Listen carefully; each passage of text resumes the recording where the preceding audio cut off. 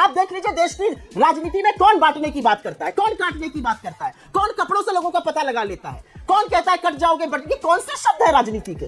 कथा सुननी है।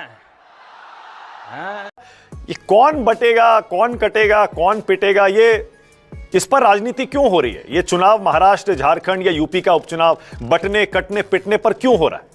मुझे तो समझ ही में नहीं आता है कि 86% इस देश का हिंदू, हमारी संस्कृति 5000 साल पुरानी, हमें आज तक ना कोई काट पाया ना खत्म कर पाया। बीजेपी का राज आते ही हम खतरे में आ जाते हैं और हमारे लिए ऐसे लफ्जों का उपयोग होने लगता है। मुझे तो हिंदू होने के नाते बड़ी आहत होती हूँ मैं, अरे कौन हमें काट डालेगा, कौन हमें बांट डालेगा। लेकिन मैं आपसे इस विषय के आगे थोड़ा बढ़कर कुछ और बोलना चाहती हूँ।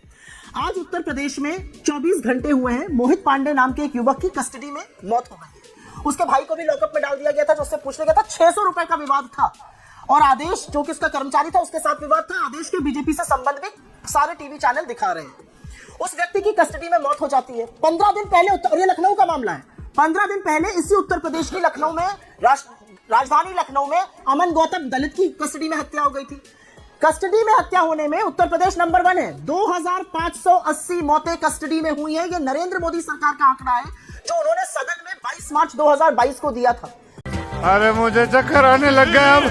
6 साल में 2580 कस्टडी में मौतें हुई हैं। तो ये असलियत उत्तर प्रदेश की है। उत्तर प्रदेश की एक और असलियत जान लीजिए, आपको बता दें, क्योंकि ये निर्ममता है, ये क्रूरता है, ये बर्बरता है। ये असलियत उत्तर प्रदेश की सरकार की, ये असली चाल चरित्र और चेहरा है, जिस पर चर्चा नहीं हो रही है। चर्चा उनके बेकार की लाइन पर हो रही है। मैं एक बात आपके सामने और मानक जी रखना चाहती हूँ। बदायूं का केस था, कल बहुत चला सोशल मीडिया पर। एक व्यक्ति थे, उनको अपना जाति प्रमाण पत्र बनाना था। लेखपाल के पास गए, लेखपाल ने कहा 5 बियर की बोतल लगेंगी तब जाति प्रमाण पत्र बनेगा।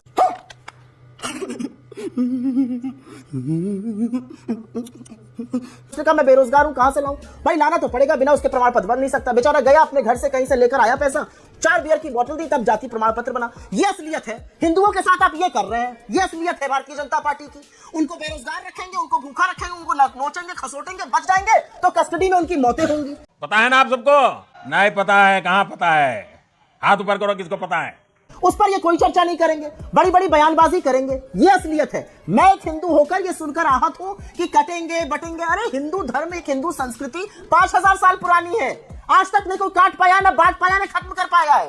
ये धर्म के जो स्वयंभू ठेकेदार है, ये हमारी संस्कृति, हमारे धर्म के बारे में ऐसे शब्द बोलते हैं। मुझे तो शर्म आती है इन पर। आपको क्यों लगता है ये क्यों हो रहा है? हराया है और फिर हराएंगे। अरे ये तो यूपी के 4 साल के बच्चे से पूछ लीजिए, वो आपको बता देगा। मैं तो फिर भी उम्र में बहुत बड़ी हूं। यूपी का बच्चा जानता है कि ध्रुवीकरण जब तक नहीं किया जाएगा, जब तक शमशान कब्रिस्तान नहीं किया जाएगा, जब तक 80-20 नहीं किया जाएगा, जब तक कपड़ों से नहीं पहचाना जाएगा, तब तक कहां से चुनाव लड़ेगी भारतीय जनता पार्टी। ये बड़ी अच्छी बात कही आप। ये भारतीय जनता पार्टी जो लोगों को कपड़े से पहचान कर बताती है आतंकी कौन है, वही मोदी जी जो मंच से ये बातें कहते हैं। जब बाहर जाते हैं तो शाह और एमिर को गले लगाते हैं, बड़े बड़े सुल्तानों से गले लगाते हैं। हिंदुस्तान के किसी दूसरे वर्ग से गले नहीं मिलते मोदी जी। आपको नहीं पता ये क्यों हो रहा है? ये इसलिए हो रहा है क्योंकि यूपी में चुनाव है, क्योंकि बांटने की राजनीति जो करते हैं वही लोग अब बंटने की बात कर रहे हैं। कौन बांटने की राजनीति करता है? हमारा तो नारा एक है, देखिए मानक जी, जोड़ो जोड़ो भारत जोड़ो। एक तेरा कदम, एक मेरा कदम, मिल जाए तो जुड़ जाए अपना वतन। सफेद कपड़ा ओ, ये हमारा नारा है। आप देख लीजिए देश की राजनीति में कौन बांटने की बात करता है, कौन काटने की बात करता है, कौन कपड़ों से लोगों का पता लगा लेता है, कौन कहता है कट जाओगे बट कौन से शब्द है राजनीति के? ना रोजगार पे बात, ना महंगाई पे बात, ना कस्टडी डेथ पे बात, इस पे कोई चर्चा नहीं। अच्छा ठीक है, ओके। सुप्रिया, बीजेपी का कहना यह है कि आप धर्म के नाम पर हम बांट रहे हैं, हम पर आरोप लगाते हैं। आप भी तो वही करते हैं, जाति के नाम पर बांटते हैं। आपने पूरा लोकसभा चुनाव उसी पर लड़ दिया। ओबीसी, SC ST, आप हिंदुओं को बांट रहे हैं। जवाब देना चाहती हूँ। हाँ बोलिए। मैं इसको इसलिए जवाब देना चाहती हूं क्योंकि ये जो लोग हैं ना, आरएसएस हो गई या भारतीय जनता पार्टी हो गई, आरएसएस ने शायद समर्थन किया है योगी जी के शर्मनाक बयान का। इनकी असलियत क्या है? इनकी असलियत यह है कि इनसे दलित बर्दाश्त नहीं है। इनकी असलियत यह है कि जो दलितों को घोड़ी पड़ना चढ़ने दे वो इनके साथ है, जो दलितों को मंदिर में घुसने ना दे वो इनके साथ है, जो दलितों की मूछें कटवाए वो इनके साथ है। आप इतने खैरख्वाह बने हैं और हम क्यों बात करते हैं? हम दलितों की, वंचितों की, आदिवासियों की, पिछड़ों की बात क्यों करते हैं? क्योंकि कहीं ना कहीं वो बहुत पीछे रह गए, क्योंकि हमारे यहाँ उनके साथ भेदभाव हुआ है और जरूरी है कि हम सब मिलकर उस भेदभाव को खत्म करें। हम जातिगत जनगणना कराएं, हम आरक्षण को समाप्त करने की जो इनकी षड्यंत्र है उसको समाप्त करें। बिल्कुल बोलेंगे, क्योंकि एक वर्ग बढ़ता रहे और दूसरा वर्ग पीछे रहे, ये नहीं हो सकता है। इंडिया 5 लोगों के लिए शाइनिंग और बाकी 140 करोड़ लोगों के लिए अंधेरा नहीं हो सकता है। सही पकड़े हैं। इसलिए बात बोलनी पड़ेगी। मैं इसलिए बोलूंगी क्योंकि 2024 के भारत में एक आदिवासी के सिर पर पेशाब नहीं की जा सकती है।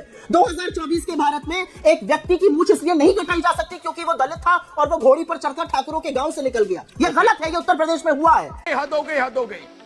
Thank you for being here. बहुत बहुत धन्यवाद। आपको अच्छी लगी तो ऐसे थोड़ा मार दीजिए हाथ, आप थोड़ा सा मार दीजिए। आपको अगर अच्छी लगी मार दीजिए। करो ना भाई, क्यों नहीं कर रहे? परेशान हो गए हम लोग 2.5 साल से, ये भी परेशान हो गए, हम भी परेशान हो गए, करो फिर।